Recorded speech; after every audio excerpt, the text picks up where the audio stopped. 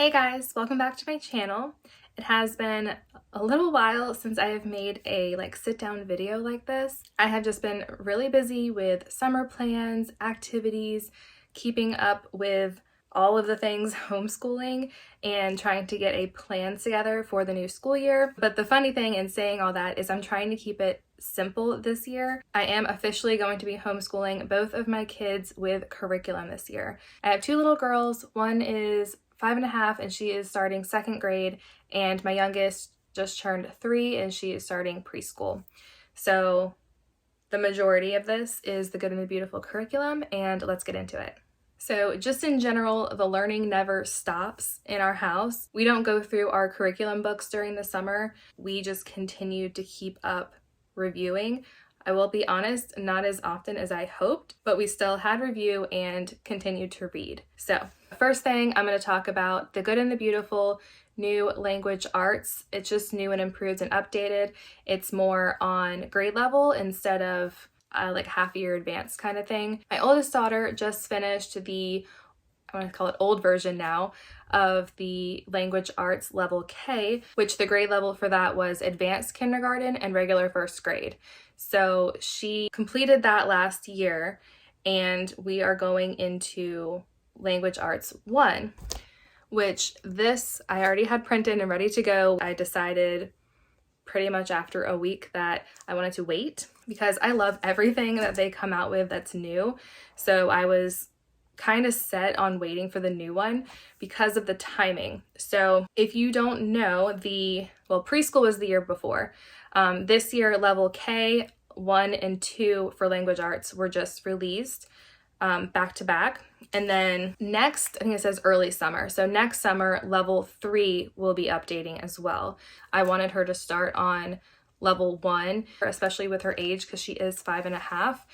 Even though she passed that reading assessment, she didn't pass the level 2 reading assessment. So we're going with 1.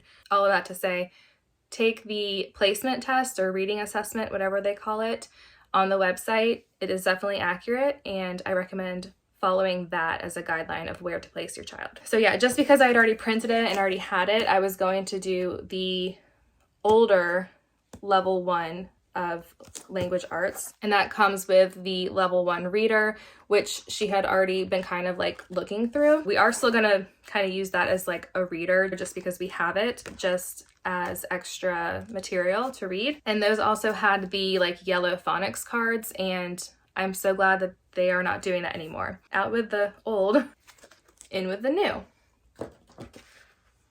So this is the new language arts course. This is the level 1, and this is the one we are going to be doing this year. And it also has the Reading Booster B cards and Reading Booster B books. And these are kind of like mini books or the beginner books. So these are a box set, like the beginner books that they used to have. My daughter likes to continue to pull it open. I like that it has the Velcro closure on it, but she wanted it in a bin, and so she could kind of look through them, even though you are supposed to read them in order with the booster cards. So we have that, and then the Reading Booster B cards. So the cool part is that they can still be working on the course, but this is the reading level that moves on with them on their own pace. So the Reading Booster cards, they work alongside of the curriculum but independently. So there are cards, which I'm gonna make sure I say this, there are cards in the beginning that you have to master before you start the course, and there are stickers in the back. I plan on using this with both of them, so there are sticker sheets back here, but I'm having my oldest use a little smiley stamp, and then my youngest comes around, she'll use the sticker on top. So that's my plan right now. Honestly, might end up getting 2, I'm not sure. And I did order this. I did not mess around with printing this, but I believe you can actually print all of them. But it is definitely my personal preference to work out of a binder just because it's a lot easier for me to already have hole punched and put in the portfolio for the end of the year. So that's just what I do. But you can see here, there's the Reading Booster card target. So this one in particular says 13. And so less than 25 says booster card 13. So they have to have mastered all the cards prior as well. And then they can do the lesson. So at some point you might want to stop lessons and then just focus on the booster cards. So because the cards will also tell you when to read the books and which number. Like it'll say, okay, now read book number 3 at the shore. And there's nothing in here that they haven't seen before. So, all right, so that is what we were doing for language arts and literature for my oldest. I'm gonna start out with her, by the way. She's starting 2nd grade. Okay, this is an optional book along with the Booster B books. They have different nature readers. So there's a first, which is level K, the second, which is level 1, the third. So I have the second and the third right here. I have the first as well, but I'm not showing you that because we're not going to be using that this year. But these nature readers, we will be using these for extra reading practice. I love how it shows you in the table of contents the sight words and what sounds like number 3 bats. It has sneaky E. So I really like that it tells you what they need to have mastered before reading that. My other favorite part is that it has a bookmark. So super cute nature readers, and they are optional books. The nature readers are. And I'm not sure how fast the language arts is going to go for her. As far as her doing level K last year, with it being advanced kindergarten, regular 1st grade, I know that some of this is going to be review, but I'm not sure how much of it's going to be review and how quickly she'll be able to move through it and be confident with it. So I wanted to have the level 2 course book ready to go. So again, I just printed it. There are Reading Booster C cards. Now, if she finishes the B cards, she's allowed to move on to the C cards while she's still continuing the level 1 course book. So that's really cool that it doesn't hold back in reading progression. So same thing here. There's a whole section that they have to master before starting the course. So there's not as much in this part or in this book. Okay, it's just this. So this just has to be mastered before starting the course. Booster B cards had a lot more pages to go through, but it is still really quick to go and review. The books for level 2 are these 2. We have Wesley and the Wolves and Molly and the Falcon. But I love how it has there's different chapters, and then it'll have a student and then a parent-teacher section. So that's really cool. And it also has the bookmark. Like I was telling you guys, it's one of my favorite things when a book has a ribbon bookmark. I don't know. It's really cute. So those 2 books and the Reading Booster C cards are integrated with the level 2 course. And then, like I already mentioned before, the 3rd nature reader is optional. So we are going to see how this year goes with the new course, but so far I really like it, and I love that the course book is separate from the Reading Booster cards and books, really, and it is a much more gentle approach than it was before. So I'm gonna like this smoother transition with my youngest too, so that'll be cool to see. We're loving it so far. I have no idea how long I talked about language arts for, but that was everything I think I needed to say. All right, moving on to math. So we are going to be doing the Simply Good and Beautiful Math 2. Here's the math box with the clock. And I know level 1 had a whiteboard on the back. This one does not. I think it was the magnetic whiteboard actually. But there was different magnetic pieces that came with it. So this one does not have that, but it still has the clock. Of course, I printed the course book because it's easier for me later. But I did also do it landscape. Oh, and I saved this skip counting from their website. It was their blog actually. I printed it landscape, and I did a hole puncher that actually could adjust and fit the 3 holes at this distance. So that was pretty cool. But I know that I'm going to be using it for more than just this year. And my favorite part is that I can actually open it as if we had the actual book instead of flipping it backwards or upside down every page that I flipped. So it's page 2, page 3, it should be. So to me, this was well worth it. And I also won't have to rip pages out of the purchase copy. So printing it is a lot easier for me. And I also have the Epson EcoTake printer, and it is a workhorse and just gets it done. So highly recommend that. I feel like I've been talking forever and I still have more stuff over here. Okay, I honestly have not looked at this yet, but I'm very excited. I got this a couple months ago when it came out. This is the Science for Little Hearts and Hands, the Big Book of Science Stories, Fields and Flowers. So I believe there's going to be another one, like a different type. So that's the big book, and then this is the parent guide. So this kind of walks you through like the table of contents about the course, lesson overview, correlated books, all of the activity supplies. I'm really not showing this to you very well, but it's nice. There's 30 lessons, and this is lesson 1. There's even an optional activity for you, supplies needed. I think it's every other lesson, there's like a movie. So it actually has a video for the kids to watch as well. It looks really cute. I just honestly haven't dug into it yet. But yeah, it's so cute. I love the book. We have already done a few science units from The Good and the Beautiful. We've done botany, mammals, and safety, and I have had to kind of adjust it, get it on her level. But I'm very excited about the Little Hearts and Hand Science because it is like just for them, just for their age, kind of perfect with their age ranges. So we're really excited. This is going to be perfect for them. Like I said, 30 lessons. You could do 1 lesson a week and do it in 30 weeks. So I have handwriting level 2 here for my oldest. I did end up purchasing the PDF this time. So this was like, I'd say the last like one that I bought from them to ship. But I bought a couple handwriting levels just so I'd be able to continue to print practice sheets. So if she finishes this, I will probably just print the PDF and just have her go through some more practice. I know I already mentioned Explode the Code. We are going to work on Explode the Code 2 this year. This summer we've been working on 1.5, and there's a couple more lessons left in that, I believe. So we'll be working on Explode the Code 2 once she's done with that. Something else that I did last year that we will continue to do is spelling. So building spelling skills from Evan Moore.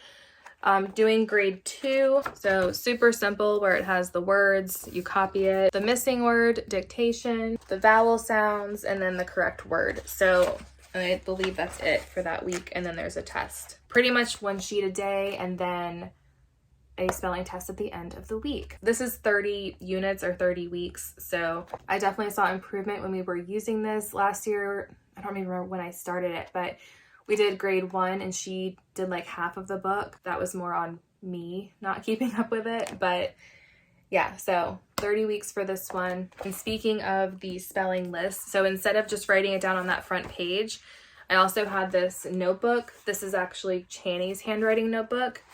And I love the lines. It actually helps her form her letters a little bit more evenly and evenly spaced and all of that. So this paper, I will say, I don't want to say it's thin because it is like, I want to say normal, like maybe 20-pound paper. I just prefer with something that we are going to be like erasing, like, okay, write that neater, erasing a couple times, that I use thicker paper. So I actually pulled one out and I copied it on 28-pound paper. But I highly recommend spelling, copying, anything like that, to use this Channy's notebook paper and make copies of it on whatever weight paper you would prefer.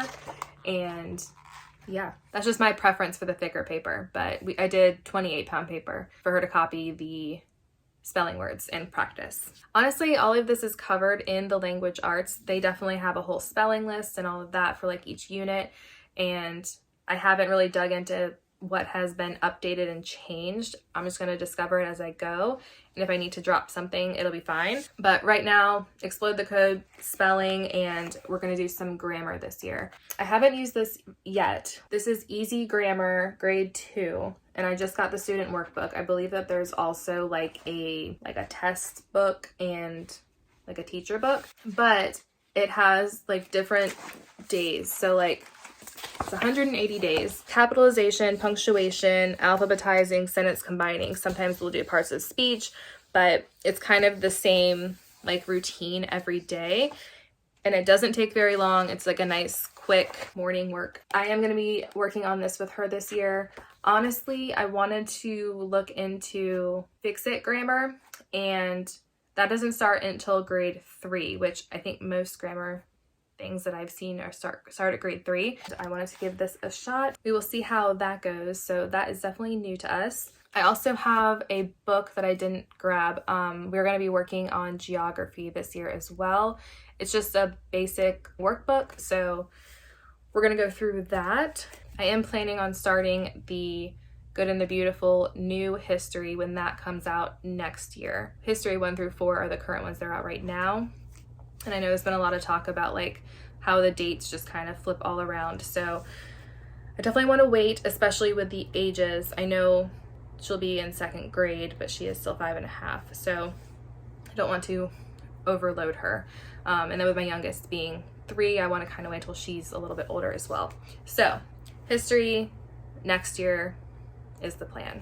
But we are going to do some geography. This is just something fun. I kind of wanted to do a little bit of this over the summer. I got Draw Right Now. There's a bunch of different books. This is book 1 each day. Each spread has a drawing page, and it kind of shows you exactly how to draw the duck. And then there's of course like the whole picture, and then a couple sentences to copy. So it is just really cute, like drawing and handwriting book. So I thought that would be fun. I might do this instead of continuing to do level 2 handwriting again, but we'll see. As long as she's continuing to work on writing sentences, copying things, just want her to keep up on her handwriting. So I did get this, but we'll see. I have plans to use it at some point. It's probably just going to be some cute morning work thing or while I'm working with my youngest. So for my 3-year-old, she always says that she wants to do school. I think I mentioned this like last year in a video when I bought a bunch of her curriculum. Originally was when the preschool curriculum launched last year, and I bought that because she just seemed very into doing school and all about it. And she has picked up a lot of things. She knows a lot but doesn't want to write it down or circle it or whatever. So she'll just get excited and sit there for a couple minutes and then run away. So she did not have the attention span to do any kind of sit down work last year, which is good. I'm glad I was prepared just in case, but I'm also glad that we waited. We are starting the Good and the Beautiful preschool course. This was updated since my oldest went through the preschool, or pre-K is what it was called before. It was like pre-K and then pre-K, and then there was K primer, and now it's called preschool and kindergarten prep. So yes, trying to remember all the things. I'm just gonna get all mixed up. So we're doing preschool, which is the new one that was launched last year. It's beautiful. It's super cute. A lot of pictures are like similar, or I remember them, but there's also a lot more lessons in here. I also wanted to mention that after each unit it's like if they need more help, but we're gonna do it anyway because there's only 90 lessons and we do school more days than that, and she would like to continue to do school when her sister does school. So there's different units in here. I think it's 7 units.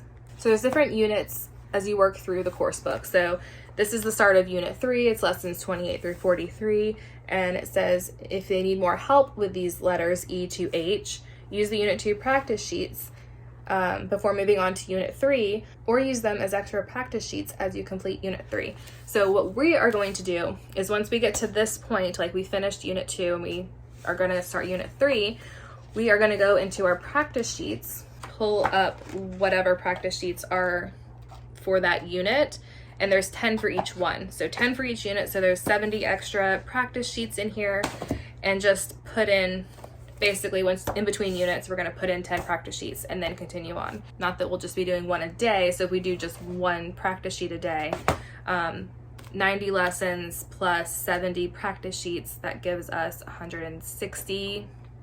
Yeah, and we'll probably do more than one practice sheet a day too. There's the alphabet sheets too, and I actually went through and marked all of them, like what lesson they are, just so I knew. So it's like letter I is lesson 29. So I went through and did that as well. That's just for myself. We'll be doing preschool practice sheets, and the folder activities, all of that goes along with the preschool course. Okay, almost done. And I also have the doodles and pre-writing for littles. This is an older copy. It now will probably say part 1 because there is a part 2 that is like a light blue cover, which we also have that. We're gonna do that in line with the kindergarten prep course, and we're gonna do this alongside the preschool course. So that's the plan right now, literally doodles and tracing and things like that. So a lot of fun for your preschooler. I'm trying to think if there's anything I forgot. No, I talked a lot. What did I say at the beginning? Did I say I was gonna keep it simple? All right, I'm trying to keep it simple. I might drop some of these extra things or change something, I don't know, but it looks crazy. I have a pile. It looks crazy. That is currently what our curriculum looks like and what we are going to be using this year for the 2022-2023 school year. And I hope you guys are getting yourself prepared and organized. I know I am. Things are not perfectly organized right now. I did a clean out, but I didn't do a full clean out and pull everything out. I just was like, okay, this is where I'm putting my curriculum and this is where it's gonna go. And it's not Instagram worthy, but it's working for us right now. So that's everything for right now, and happy planning and prepping and getting ready for your first day back for the school year. See you soon. Bye.